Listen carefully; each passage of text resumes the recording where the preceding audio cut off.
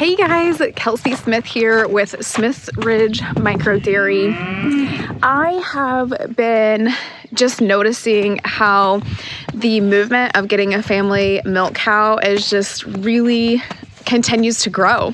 It's exciting to see families wanting to get into raw milk, wanting to own their own milk cow. A lot of families are purchasing raw milk and they're finding out how much they love it, how many wonderful benefits there are for their family, and they want to decide, should I get a family milk cow? Only you can decide that. You cannot ask someone else to assess that.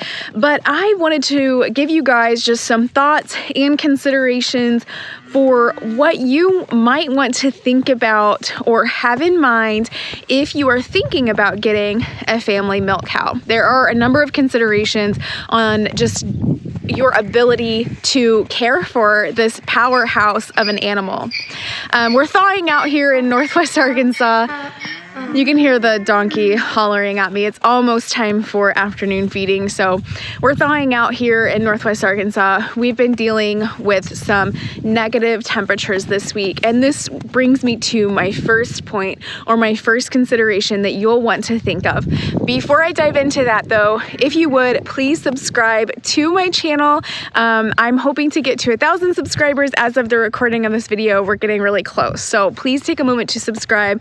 Also, feel free to leave a comment with where you are watching from. I think that's so fun and interesting to see where people are tuning in from. And if you're thinking of getting a family milk cow, definitely let me know in the comments. So consideration number one is the commitment. It's a big commitment. It is every single day that this animal has to be milked. Now, there are a few things that you can consider and think about when you are deciding how to structure your milking routine, okay? So one thing to think about is that you could calf share. There are so many really strong opinions about this, but for us, it has worked out really well. The mamas raise wonderful babies. I mean, raw milk is just a lot better than feeding them the replacer. I can attest to the fact that my cows that I raised on a bottle were not as strong and resilient as the calves that I'm raising on their mother's milk. And so what you do with that is you would milk once a day. You'll put the calf with the mom about half of the day, or however long you decide is best for your situation, but so that the calf can essentially take care of your afternoon milking, okay? I'm not gonna get into once a day milking or calf sharing and all the details that go into it. If you are curious about that, let me know and I can shoot a separate video for it. Another consideration is, do you have another family who might want to take a vested interest in this with their time or resources? Do you have someone who you would trust to help care for your animal and milk a couple days a week for you in exchange for milk? Maybe a family member who's also considering getting a milk cow and would be interested in going in on this deal with you. I think that partnerships can really be a special way to make it work, because you do get tired. I mean, if it's just you and your spouse, or just you doing the milking every single day, it can get tiring. So just think about what kind of partnerships you can form to make it a feasible, long-term, sustainable addition to your family. I'm squinting so badly because it's so bright, and you'll also just have to excuse my ratty hair. I was just scooping manure and getting the barn cleaned out. There's so many chores right now with having everyone in the barn with the weather we just had. So anyways, the next thing is nutrition. How and what are you going to feed your animal?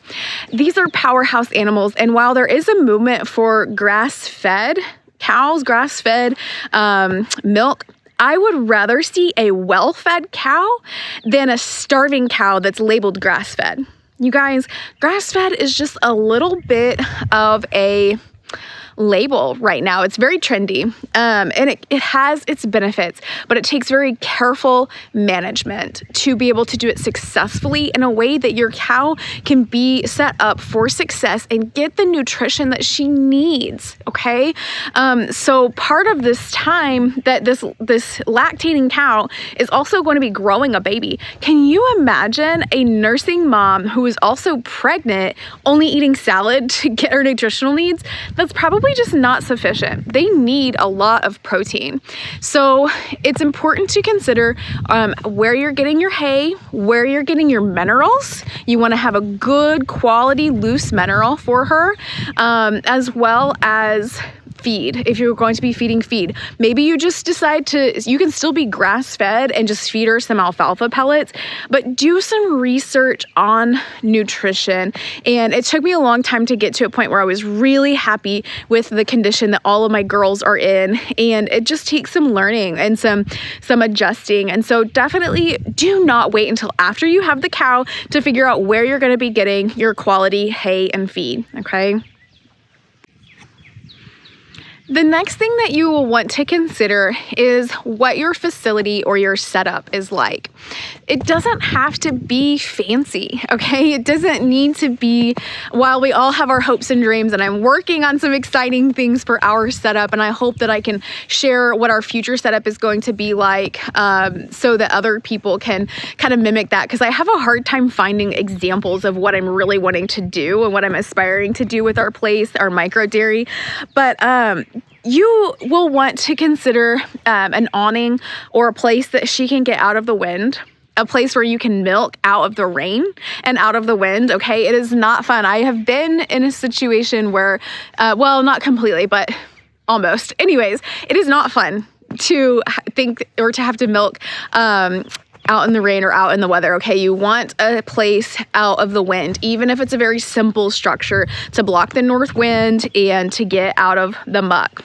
I also think it's beneficial to have a smaller pen, like a 12 by 12 is fine, a little bigger for a mama cow, for different reasons. You know, maybe you want to keep her up for a little bit to give a pasture a rest. Maybe the weather's really bad. Maybe she's calving and you want to keep a close eye on her. Plenty of reasons, okay?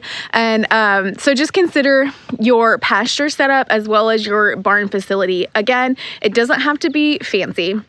You also want to have a stanchion or some type of headlocking gate so that she can be restrained if you need to pull blood and things like that. So even a cow who is halter trained, it is really hard to tie them up tight enough to be able to access them for things like eyeing and stuff like that, which we're going to get to that here in a minute. But just consider your facilities. Also, I wanted to talk about fencing quality. So, you know, a 5-strand barbed wire fence. We have a lot of barbless wire around here because previous to the cows, I did horses, and it's just a lot better to have the barbless wire for the horses. So, or are you going to move your pastures and do electric fencing and have some rotational grazing in order to help the soil be able to recover and be able to feed her longer throughout the year? So that's another consideration. And just think about these things and note your plan and your facility plan before you come home with this girl. Next is your equipment. Are you going to be hand milking, or do you plan to purchase a machine? If you're going to be purchasing a machine, consider the brand you're going to be purchasing, spare parts that you'll want to have on hand, things like that. Would you have a quality stainless steel bucket? What type of milk machine do you want to purchase?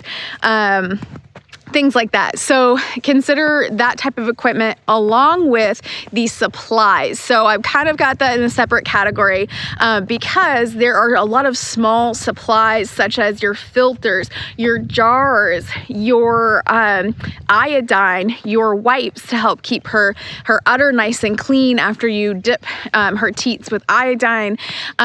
Also your first aid type supplies such as having a CMPK, an oral, or a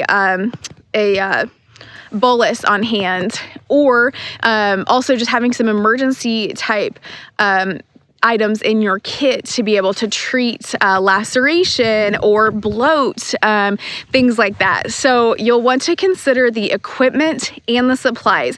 I do have a video that I will link that talks about a lot of the supplies that I just mentioned and also has links to each of them, so you can consider the expense that is associated with those as well.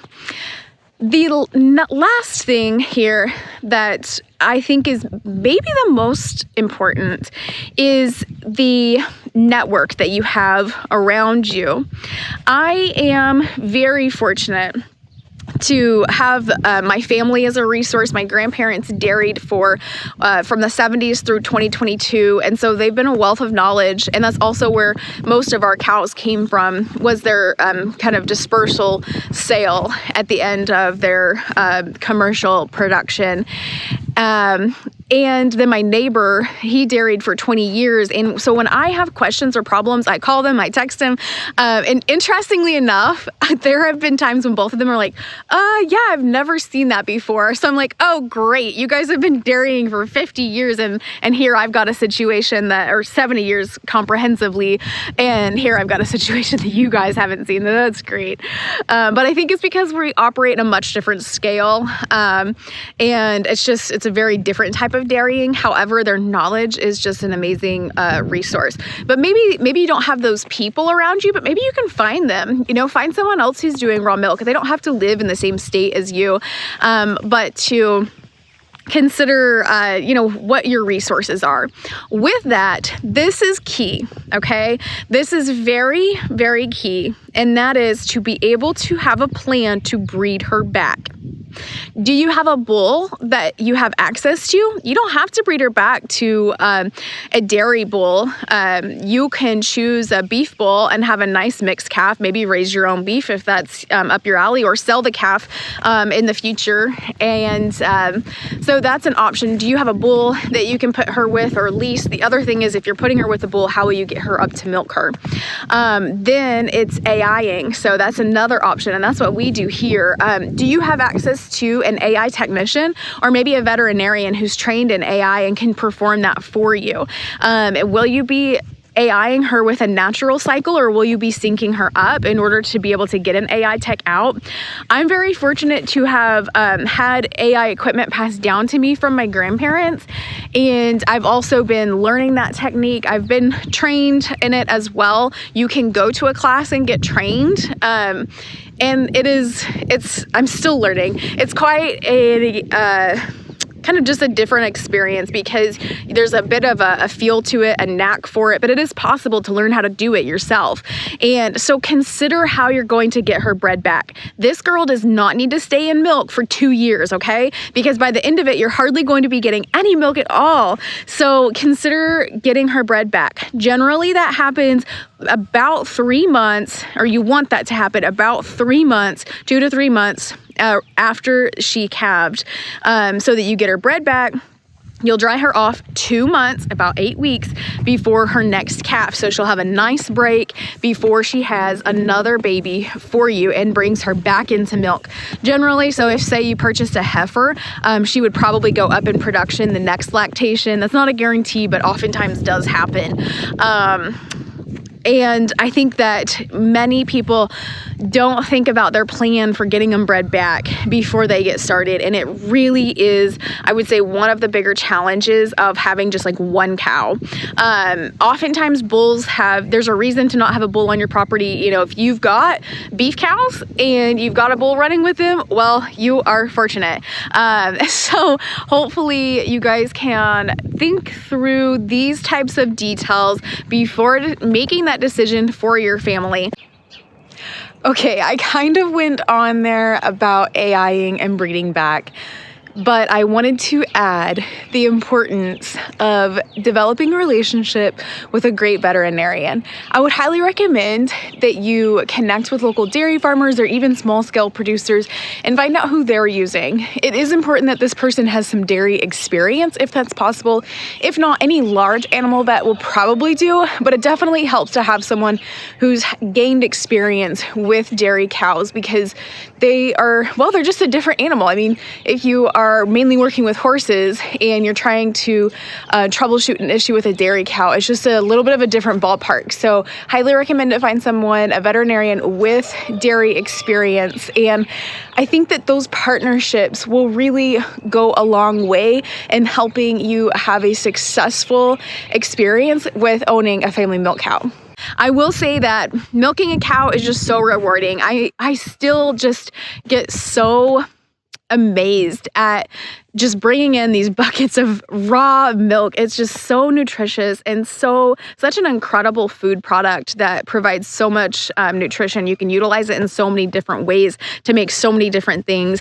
And I definitely don't want to deter anyone from getting a milk cow. In fact, I just think it's one of the most grounding and special experiences. But I do want people to know the realities of it and to be able to make an informed decision to see if it's the right fit for their family and if they're ready for the commitment and set up for success. Too many times I see listings for cows that they're like, oh, we purchased this cow a year ago. We just dried her off and she's open, which means she's not bred. She's open and dry. No. And they want to get the same price that they paid for the cow. Well, it's not the same cow anymore. An open, dry cow is just a bad scenario. They're oftentimes much more challenging to breed back if they've been dried off and not bred back already. And it's just really decreases the value of the cow completely. So I want people to be aware of these considerations when they are talking about or thinking about getting their family milk cow. And I hope it does work out for you. I hope that you're able to create a plan and have access to the things that you need so that you can have a family milk cow and have the independence or community that comes with that experience. Thanks so much for watching. Be sure to subscribe and I'll see you in the next one. Happy farming.